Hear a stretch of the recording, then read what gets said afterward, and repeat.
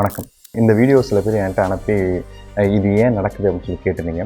இது ஒன்றும் கிடையாது. பெரிய பெரிய கிளேஷியர்லேருந்து பல மாடி அடுக்குமாடி கட்டிடம் எவ்வளோ உயரமாக இருக்குமோ அது மாதிரி அளவுக்கான உயரம் உள்ள பனிப்பாறைகள் வந்து கிளேஷியர்லேருந்து உடஞ்சி நமக்கு வந்து கடலுக்குள்ளே வந்து மெது ஃப்ளோட் ஆகிட்டு வந்துகிட்டே இருக்கும். இந்த மாதிரி ஒரு பனிப்பாறையில் மோதி தான் டைட்டானிக் கப்பலை மூழ்கிட்டு பல அடுக்குமாடி கட்டிடங்கள் இருக்குல்ல அந்த அளவுக்கு உயரமாக இருக்கும். இது மெதுவாக மெல்ட் ஆகிட்டே இருக்கும். இந்த கிளைமேட் சேஞ்சினால இந்த மாதிரி பனிப்பாறைகள் கொஞ்சம் வேகமாக வந்து உருகவும் செய்யுது.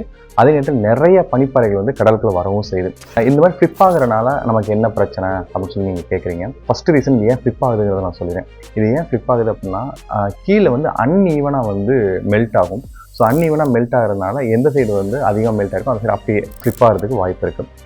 ஸோ இதுதான் one of the main reason. இந்த அன்ஈவன் மெல்ட்டிங் தான் இந்த ஃப்ளிப் ஆகிறதுக்கான மெயின் ரீசன்ஸ். இந்த மெல்ட் ஆகிறதுனால என்ன ஆகும் அப்படின்னா நிறைய வேவ்ஸ் திடீர்னு ப்ரொடியூஸ் ஆகும். இந்த நிறைய வேவ்ஸ் ப்ரொடியூஸ் ஆகிறதுனால இந்த வீடியோ பார்த்தீங்கன்னா இந்த பனிப்பாறை பார்த்தீங்கன்னா வீடுகள் பக்கத்தில் இருக்கும். இங்கே வந்து ராட்சஸ் அலைகள் திடீர்னு வர்றப்ப வீடெல்லாம் டேமேஜ் ஆகும். அந்த பாறைகள் பக்கத்தில் யாராச்சும் இருந்தாங்கன்னா அவங்க கடலுக்குள்ள இழுத்துட்டு போகிறது கூட வாய்ப்புகள் இருக்குது. கிளைமேட் சேஞ்சினால கிளேசியர்ஸ் மெல்ட் ஆகுது, ஐஸ்பர்க்ஸ்லாம் சீக்கிரம் மெல்ட் ஆகுது அப்படிலாம் நம்ம சொல்கிறோம். அதனால வந்து கடல் மட்டம் உயருது அப்படிதான் நம்ம சொல்கிறோம். அதையெல்லாம் தாண்டி இந்த மாதிரி சின்ன சின்ன பிரச்சனைகள் வர்றதுக்கும் வாய்ப்பு இருக்குது. இதனால வந்து நிறையா எக்கனாமிக்கல் டேமேஜஸ் ஏற்படுறதுக்கும் வாய்ப்பு, உயிரிழப்புகள் ஏற்படுறதுக்கும் வாய்ப்பு இருக்குது. இதை நம்ம பார்க்குறப்ப அழகாக இருக்கும். ஆனால் இதனால் வர ஆபத்துகள் எப்போதுமே அதிகம் தான்.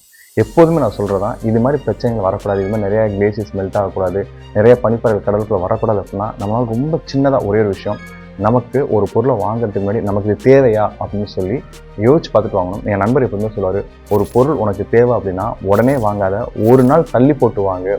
அது வந்து உனக்கு தேவையா இல்லையா அப்படிங்கிற டிசிஷனை அந்த ஒரு நாள் நீ கண்டிப்பாக எடுத்துருவ அப்படின்னு சொல்லுவாங்க. அந்த ஒரு நாள் தள்ளி போட்டு வாங்கினீங்க அப்படின்னா நம்ம அந்த உலகத்தை காப்பாற்ற முடியும். நன்றி.